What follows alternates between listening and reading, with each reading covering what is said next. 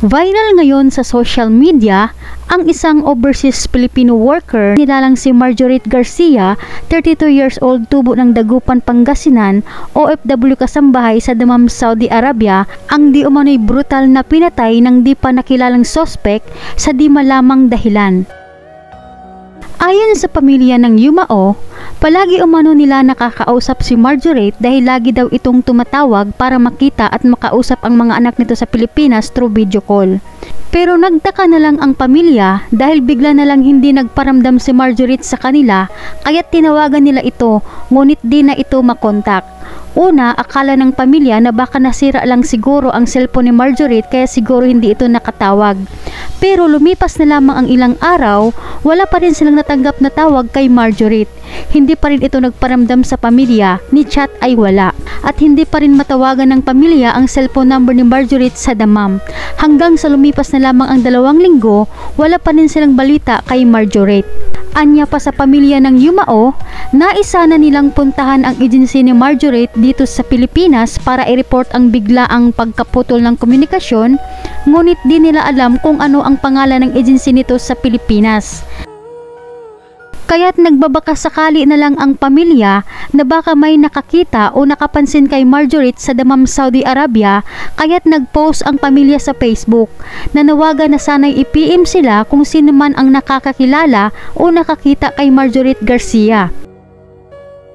Ayon naman sa post ng isa sa kaanak ni Marjorie Garcia, nagtaka umano ito dahil hindi man lang daw inireport ng amo ang nangyari kay Marjorie.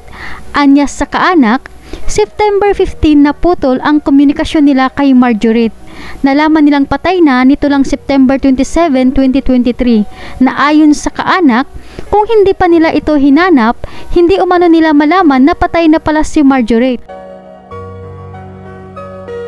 Kaya't nanawagan ngayon ng tulong ang mga kaanak ng biktima kina Senator Raffy Tulfo at OWA Administrator Arnel Ignacio na sana'y matulungan silang mabigyan katarungan ang karumal-dumal na pagpatay sa kanilang kaanak na si Marjorie B.I. Gonzales Garcia.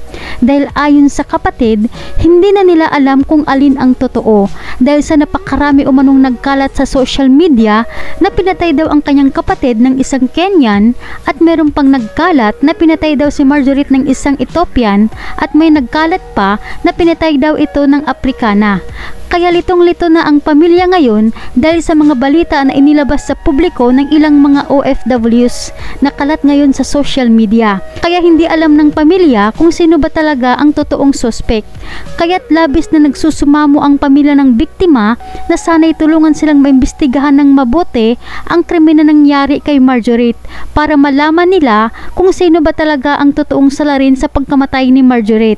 Anya pa sa kaanak niyang Yumao, hustisya ang kailangan namin. Mahirap man o mayaman ang gumawa, buhay ang kinuha niya, dapat panagutan niya. Sa ngayon, gumugulong na daw ang investigasyon, kasalukuyan na daw inalam ng mga otoridad ang krimen na nangyari kay Marjorie. Ngunit marami sa mga OFWs ang may sabi na pinatay daw ito ng Kenya na kasamahan nito sa trabaho na isa ring kasambahay. Sa isang post ng isang OFW, tinumbok nito na pinatay daw ng Kenya si Marjorie. Kaya pinag-iingat nito ang mga OFWs na may mga kasamahan na ibang lahi. Meron ding nagpost na isang OFW na pinatay daw si Marjorie ng kanyang kasamahan sa trabaho. Dahil nakita umano nito ang post ni Marjorie na tila hindi nito kasundo ang kasamahan nito sa trabaho. Mababasa dito sa post ni Marjorie na inilagay di umano sa tubig ang kanyang cellphone. At kapag di na daw siya makontak, ibig sabihin sira na ang kanyang cellphone. Tila di nito kasundo ang kasamahan sa trabaho. At hindi rin natin matukoy kung anong lahi ang kanyang kasama dahil wala naman itong inilagay. Meron na rin isang OFW ang nagkomento, anya sa kanya, magkapitbahay lang kami niyan dito. That day, alam namin na agad na may pinatay na Pinay. Sabi pa ng employer ko na may Pinay daw na pinatay kasama niyang Kenya, tas yung Kenya daw ay nag-run away. Posible kaya mga kababayan yung mga pinagsasabi ng ilan nating mga kababayan OFWs na pinatay talaga ng Kenya si Marjorie At bakit kaya hindi inireport kaagad ng amo ang krimen na nangyari kay Marjorie? Ano kaya ang kanilang dahilan? May pinagtatakpan kaya sila? Ayon kasi sa nakakita, isinugod ng mga amo sa hospital si Marjorie. So ibig sabihin, sa loob ng bahay ito pinagsasaksak. Alam ng amo siguro kung sino ang may gawa nito kay Marjorie, pero ayaw nila magsalita. Nakakaduda, baka nga totoo yung haka-haka ng iba nating mga kababayan OFWs na talagang pinatay ito ng kasama nito sa trabaho na isang Kenya. Kung totoo man na Kenya ang pumatay sa ating kababayan, isa lang ang ibig sabihin nito. Matindi ang galit nito kay Marjorie dahil nakuha nitong saksakin si Marjorie at hindi lang isang beses, kundi tinadtad nito ng saksak ang buong katawan ni Marjorie. Nakakatakot ang mga ganitong klaseng tao. Walang takot pumatay. Kababaeng tao pero asal demonyo. Kaya mag-ingat po kayo palagi mga kababayan. Huwag kayo magpakampante sa inyong mga kasamahan, mapaibang lahi man yan o Pilipino. At kung hahantong man sa ganitong sitwasyon, lumaban kayo mga kababayan. Huwag kayo magpapatalo, lalo na kung nasa tama kayo. Dapat magsabi rin kayo sa pamilya ninyo mga kababayan kung ano yung mga agency nyo dito sa Pilipinas.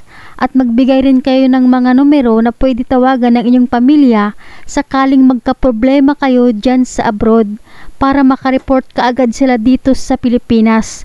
Tulad ng numero ng OWA, number ng agency, pangalan ng agency, bigay niyo po sa pamilya ninyo mga kababayan kasi di po natin nakikita kung ano ang maaaring mangyari sa atin sa susunod na mga araw. Wag naman sana. Mas maganda nang nakahanda tayo sa anumang oras.